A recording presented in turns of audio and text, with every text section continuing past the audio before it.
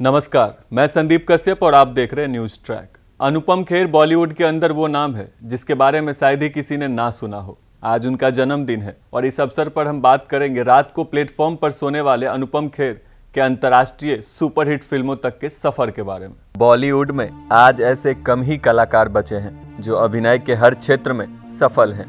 मतलब अभिनेता हो या विलेन या किसी का रोल हो, सब में उनका रोल बिल्कुल सटीक बैठे। अनुपम खेर उन चंद कलाकारों में से एक हैं जिन्हें हमने बॉलीवुड में तमाम तरह के किरदार निभाते देखा है। आज अनुपम खेर का जन्मदिन है। खेर का जन्म 7 मार्च 1955 को शिमला में हुआ था। उनके पिता क्लर्क थे। शिमला में प्रारंभिक शिक्षा प्राप्त करने के बाद उन्होंने अपने एक्टिंग कैरियर की शुरुआत की थी।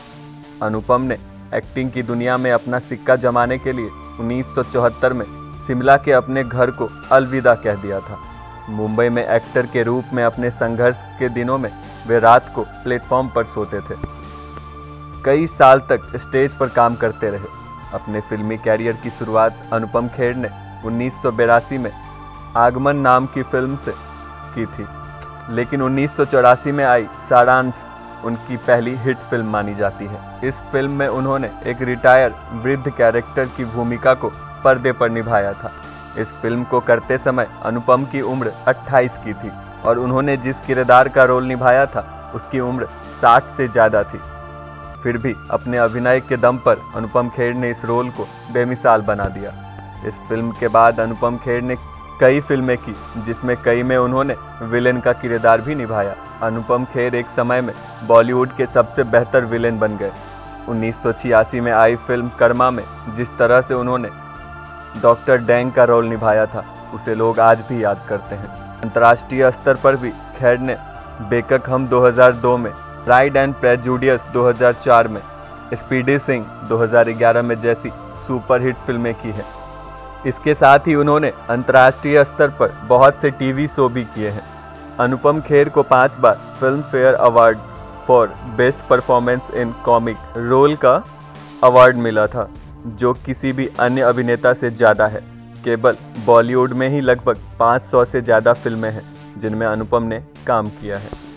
फिल्मों के साथ अनुपम खेर हमेशा से ही स्टेज से बंधे रहे। आज भी इतना नाम कमाने के बाद भी वो स्टेज को अपना पहला प्यार मानते हैं। अनुपम हमेशा से रंगमंच पर सक्रिय रहे हैं और अभी भी उनका नाटक कुछ भी हो सकता है पूरे भारत में बहुत ज़्यादा पसंद किए जाने वाले नाटकों में से एक है, जिसका कि फिल्म, टेलीविज़न और यूट्यूब जैसे मंच के होते हुए भी इतना प्रसिद्ध होना अपने आप में एक बड़ी उपलब्धि है। इसके अलावा अनुपम निर्देशन और प्रोडक्शन का भी काम देखते हैं और अपना एक एक्टिंग स्कूल भी चलाते हैं। राजनीति से इनका सीधा कोई संबंध नहीं है, फिर भी अनुपम खेर देश के जिम्मेदार नागरिक के समान अपने विचार खुलकर अभिव्यक्त करते रहते हैं, जो उन्हें लाइमलाइट में ले ही आते हैं।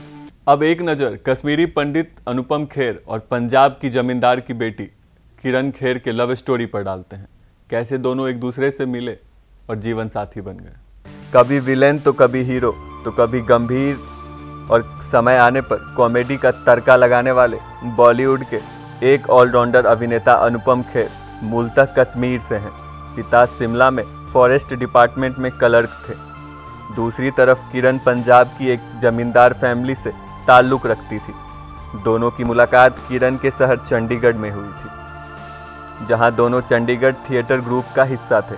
वहीं दोनों की दोस्ती हुई और ऐसी हुई कि दोनों बेस्ट फ्रेंड बन गए। 1980 में किरण ने चंडीगढ़ से मुंबई का रुख कर लिया। वहां वो बिजनेसमैन गौतम बेरी से मिले।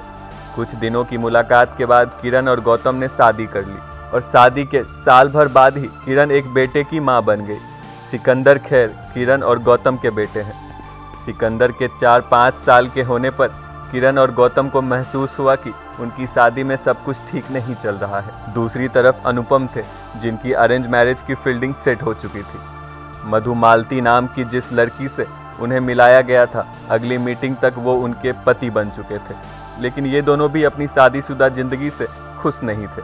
अच्छी बात यह थी कि अपनी ज़िंदगी में रिलेशनशिप से जूझते हुए भी दोनों ने थिएटर करना नहीं छोड़ा था।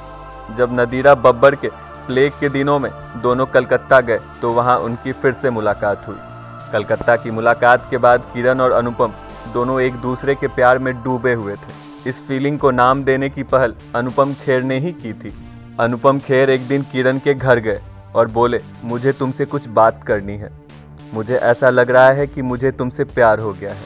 उस दिन को याद करते हुए किरण ने एक इंटरव्यू में बताया था कि पहले तो उन्हें ये सब मजाक लगा। उन्हें लगा कि अनुपम उनके साथ भी वैसा ही मजाक कर रहे हैं जैसे वो दूसरी लड़कियों के साथ करते थे, लेकिन धीरे धीरे उन्हें एहसास हुआ कि अनुपम सीरियस थे। फिर दोनों अक्सर मिलने लगे और ऐसे उन्हें एक दूसरे की लाइफ में चल रही प्रॉब्लम्स के बारे में पता चला। कुछ वक्त बाद दोनों ने अपने पार्टनर्स से तलाक ले लिया और 1985 में शादी कर ली। अनुपम ने किरण खेर के बेटे सिकंदर को अपनाकर उसे अपना सरनेम दे दिया।